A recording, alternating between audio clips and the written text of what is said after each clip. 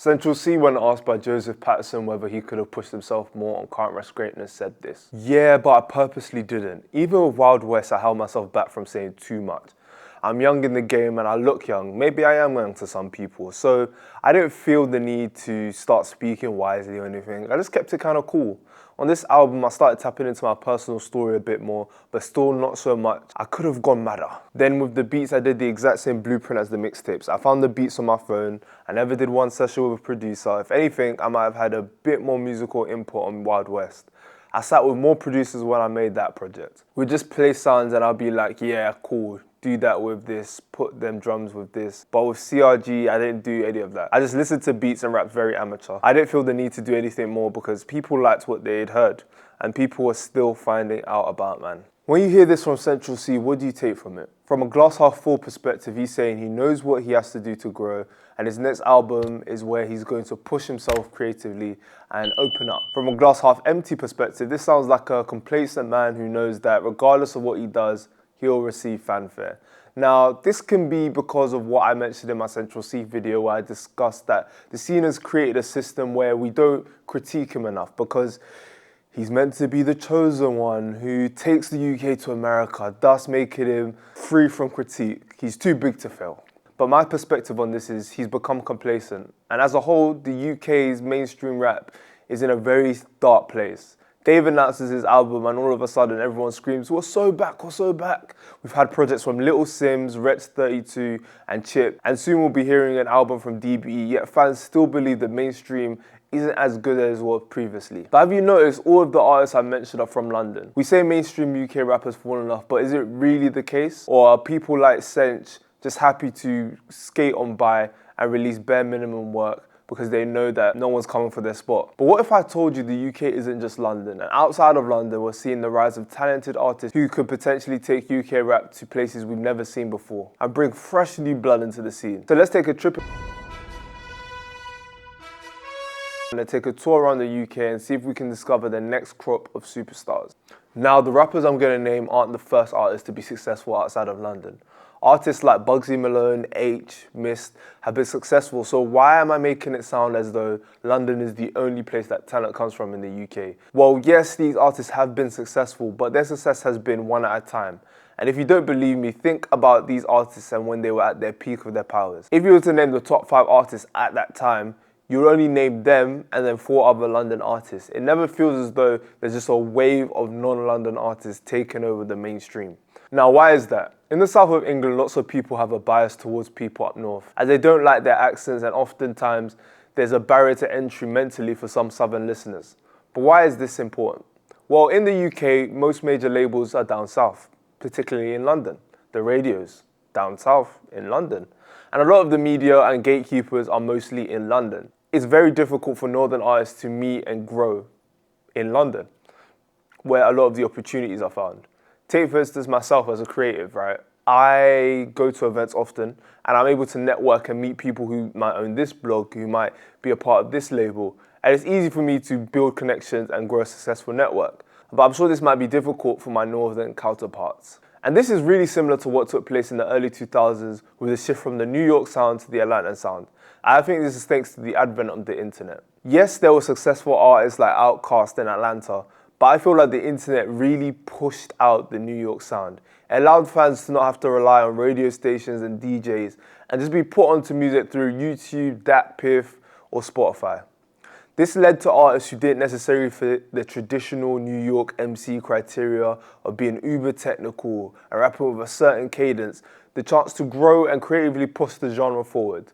Artists like Future went on one of the greatest mixtape runs ever, Young Thug was pushing what rappers looked like, and Migos felt like they had a hit every other day. The internet allowed any narrative that the New York media wanted to say to be irrelevant. They no longer could up their nose at southern artists and say they don't really like the way they're sounding. New York could no longer dictate what was successful and what wasn't, thus allowing the community to flourish and grow right under their noses. So now, how does this relate to the UK scene? Are artists in London going to be replaced thanks to the rise of TikTok? I mean, my first case study is going to be EssDeKid. I hope I'm pronouncing it right. Let me know in the comments if I'm not. An artist originated from Liverpool making underground music. His song Phantom has gone crazy on TikTok with 2 million views on YouTube. But let's think about where he's from, Liverpool. I mean, I'm going to play this clip of what people think is the worst accent to come out of the UK. What is the worst accent in the UK? Liverpool. I think 15 to 20 years ago, he wouldn't be receiving the same amount of love and success he has now. He's now scheduled to go on a European tour, and he's leapfrogged having to go through London and pay his dues and build an audience here because now he could just go straight to Europe. An audience who clearly don't care about the biases we have in the UK. However, it's not just the underground artists who rap on jerk beats who are seeing success from the rise of the internet. Another artist I've been following for a long time now is Mway from Nottingham. He has also quietly refined his sound in trap. Trap is a very simple genre. It's a genre for people to rap about their work ethic and flex what they're doing and make it sound a bit more glamorous than what it truly is. Because the genre's existed for so long now, there's only so many things you could rap about in the bando, and it's easy for the genre to get stale, especially for music listeners who listen to a plethora of trap artists. And another thing I've noticed is that UK artists, when they see successful American artists, they decide to, just copy their flow and copy their cadence. However, I feel like he's found a way to build his own sound off of the sound that Young Dolph has popularized in the late 2010s. The reason I say Young Dolph is because if you listen to Mway's music, a lot of the beats and flows are similar to what Young Dolph was rapping about before his passing in 2021. I feel like he's grown more confident in his sound and is building on it in his latest tape, Trapping and Rapping. He ended up having a song that went viral on TikTok with Packs on Deck. Mway has become so comfortable in his saying that he could rap on a Detroit-style beat and still maintain his own identity rather than copying the style of someone in that scene. So why have I spotlighted Mway in particular? I feel as though in the UK we want to collaborate with American artists so that we can receive some of the success they have in their market. A problem with this is that because of the cultural differences, it's difficult for some tracks to seem like they're genuine collaborations and not just, I paid for this feature, they're on the song. It's okay, but it doesn't really push the needle forward. And now the reason I think this is important is because let's look at who's represented the UK. It's a lot of London acts, grime acts, UK rap acts, and I feel like this has created the narrative that we rap in a certain flow. When you hear Americans say, oh, I don't really like UK rap, and they say the type of flow, it's often they're saying it's fast and they're saying grime flows. But Mway doesn't rap with grime flows. He doesn't rap with a London accent. He has a completely different accent, and he's speaking similar things and talking that boss talk in his music. Now, the final artist I want to spotlight is Marnz Malone from Birmingham. I often hate when rappers make music in prison. The mix is always bad, the story's often stunted, and it's just from when they weren't in prison. And I often just tell myself, why don't I just listen to someone who's free? Why do I need to listen to someone who's in prison? I'll never forget last year when people were raving about Marnz Malone from Birmingham, saying he's one of the hardest out, and I was thinking, I never heard of him, but I'll give it a chance. His breakout song, Cold Hearted World, was a song that I instantly fell in love with, and I decided to give his album Maktub a chance. And then finding out he was in prison when he recorded this, and yet the quality was still high, just showed me that, yeah, this guy is someone I need to be keeping an eye on.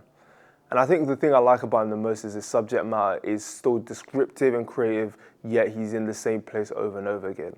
And what's great about his music now is that he has the benefit of using the viral prison freestyle method where drill pages will just post the prison freestyle and people will love it.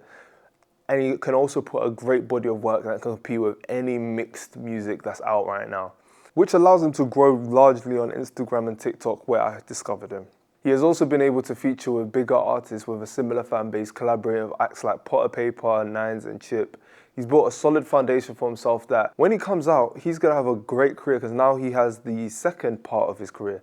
He's been rapping from a prison perspective, now he can rap from a free perspective and say how the world's changed. I mean, he didn't even have AI when he was first out, so to imagine the world and how he views and interacts with it now. So now, why is Marnz Malone important? Well, he's not the only person in his camp who's blown up as well. K-Money and KB have also been seeing success whilst locked up in prison and also been signed to Potter Paper's 360 label. Slowly but surely, talent is being discovered at a great rate thanks to the internet rather than through gatekeepers. The internet allows artists to gain recognition for their bodies of work and their freestyles and grow a large fan base that doesn't center around London.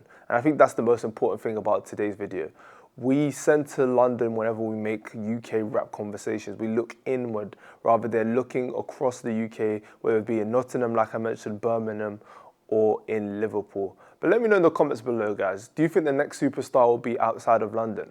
Do you think that London is holding the UK back And do you think there will be a shift in the UK rap scene in the next coming years thanks to TikTok? But that's been my thoughts. It's been your boy J to the Izzo, and I am out.